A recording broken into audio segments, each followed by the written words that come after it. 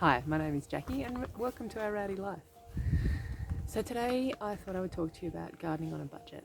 I think that anyone who started gardening thinking that they're going to save money at the supermarket has quickly found that it opens up a whole new world to consuming that you were perhaps unprepared for. Besides the fact that their propensity to own the latest gadgets, there's always compost to buy, there's always potting soil to buy, there's always mulch to buy, there's always seeds to buy, and so the costs tend to increase substantially. However, that being said, I believe that those costs can be controlled, particularly over a longer time frame. I think sometimes it takes a bit of time for you to learn the right systems and creating your own compost, that sort of stuff. All of that sort of stuff takes time. But I believe that with a bit of time, effort and creativity, some of those costs can actually be minimised, and it actually turns into a pretty low cost activity. There would be some people that would say, including myself, that what you get from growing your own food and gardening in general far outweighs the costs associated with it.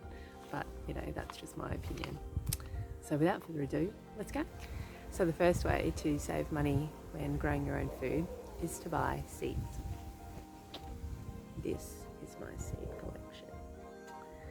So full disclosure, I love buying seeds. The first time I bought seeds online, I had to ask my husband whether it was okay to spend that much money all in one go on my newfound hobby.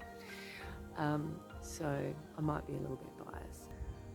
I love the huge range of varieties that are available if you buy seeds, and I just love the anticipation of sowing seeds and anticipating that first sprout.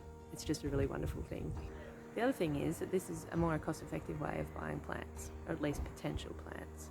Often you'll pay $4 for 1,000 seeds. You might also pay $4 for 15 seeds, depending on what it is that you're buying. But often at a hardware store you'll pay $4 for 4 plants or 6 plants, but those plants are often cultivated very far away from where you live, and my experience has been that they have varying success. This is a pretty easy sell for me, but then I know lots of gardeners who would never think of growing things from seeds, and that's okay, but I just don't make up figures. The second way to save money while growing your own food is to save seeds. So here we've got some lettuce that has gone to seed, and also some coriander. So this coriander went to seed obviously quite some time ago, and I've just been waiting for it to dry out in order to save the seeds. But I live in a hot climate, stuff goes to seed really quickly, and so I don't get upset about it anymore. I just use it as a way of collecting more seeds and take it from there. The other thing to consider is, as far as saving seeds, is if you have bought heirloom varieties, then you have more confidence knowing that you can save those seeds and you're going to get the same thing over and over again. Sometimes when you buy seedlings from big chain hardware stores, you're not really sure what the actual variety is. They may well be a hybrid. So if you buy hybrid seeds, you can often save the seeds with confidence. The third way to save money when growing your own food is to propagate your own plants. I'm going to show you how to propagate a new plant off your tomato plant. Here you've got your main stem along here, and then you've got a leaf here, and in the armpit, let's call it, of that leaf and the main stem, you have this little sucker. So we're going to snip that sucker off.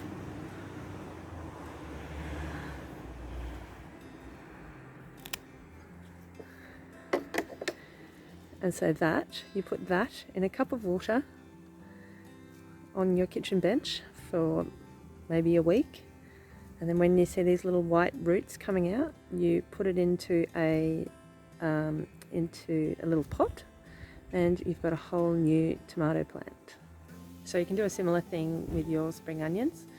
If you cut them off maybe 2 centimetres up from the soil, they will actually regrow. So these spring onions have actually been on the go for about 6 months now. I've gotten a couple of harvests of spring onions off them, and they're still going really well. So I just cut them off down here, and yeah, they regrow. The fourth way to save money when growing your own food is to buy tools and containers secondhand. So I have a previous video which I will show whichever way it is. I will link in this video on containers and the different places that you can get them. The thing I've found with tools is that you get what you pay for. You'll work out pretty quickly that things like secateurs are worth spending a bit more money on. Even watering cans, I have the worst watering can, but good quality tools will last a long time and can be brought back to life if they've been treated poorly in the past. So it's worth doing some research and working out what it is that you're prepared to pay good money for, and what you can either repurpose things that you already have or buy things secondhand. So the fifth way to save money when growing your own food is to keep an eye out for free things on the side of the road. So in my area at least, hard rubbish often gets put out on the side of the road just to see if anybody will take it before somebody then invests the time and money to taking it to the dump. So this shelving was sitting on the side of the road. I use this for my seedlings, and I've also I pulled out some aloe vera plants, and I put them on the side of the road, and they were taken over a couple of days. So yeah, keeping an eye out for things that are unwanted by other people is a really good way of scoring some good finds. The sixth way to save money when growing your own food is to make your own compost. So I realised very quickly that making my own compost was going to be a huge benefit to me because I was spending such a lot of money on that type of thing. It does take some patience and forward planning, but it's well worth the time investment. It also gives a worthwhile use to a whole lot of items that would be normally destined for landfill, such as kitchen scraps, lawn clippings. You can ask neighbours for their food scraps. I shred up all of our paper, toilet rolls, all that sort of stuff. The seventh way to save money when growing your own food is to recycle everything. So I recycle my milk bottles for worm juice. I keep all of my jars. That's a bad habit I've always had. So this is a jam jar. It's got chili jam in it, and I've got an old tomato paste jar that's got this grapefruit syrup in it, and formula tins. They are so handy for all sorts of things. And I keep my butter containers and cut them up for plant markers. So you can reuse so much of the stuff that we use every day for all sorts of things in the garden. So be a bit creative and you might be surprised what you find. So the eighth way to save money when growing your own food is to grow food that you will eat. Experiment, definitely experiment. But in the end, you need to grow food that you regularly buy from the supermarket. Herbs are a classic example for my family. So we've bought a lot of herbs over the years that have gone yucky in the fridge. Hasn't happened since I've started growing things in the garden because it's just outside the door, and we just go out and get some as we need it. We actually use more of that sort of stuff now because it's so close at hand. Then when you do experiment with plants and you realise that your family actually doesn't like it, then change your plan. So oregano is a great example. We would rather use another herb than use oregano in our cooking. So, but I really like how the plant looks, and it's really easy to grow. So I'm going to use that as an ornamental moving forward. Tomatillos, on the other hand, I'll be dealing with differently. So I'm actually growing a few plants again this season, and I'm just going to experiment with how to cook them and really work out whether or not the family likes it or not. And if we really don't like it, then I will find a way to find a new home for those seeds and just not grow them anymore. So the ninth way to save money while growing your own food is to eat what you do grow. So turnips would be a really good example for us. So I grew a whole lot of turnips. We tried roasting them. None of us liked it. I turned it into a soup and we did like it. So, that's something that we will grow again, but we just know that that's something that I'm going to make a whole lot of soup out, put it in the freezer and we'll use over time. That soup is actually another really good example, is in that soup called for onions. We didn't happen to have any onions at the time, so I used my spring onions that were starting to get big and, starting to be a bit too big to use in a salad or something. So instead of going to the supermarket and getting that thing that you're having to run out of, substitute something that you do have in the garden, such as spring onions over a brown onion.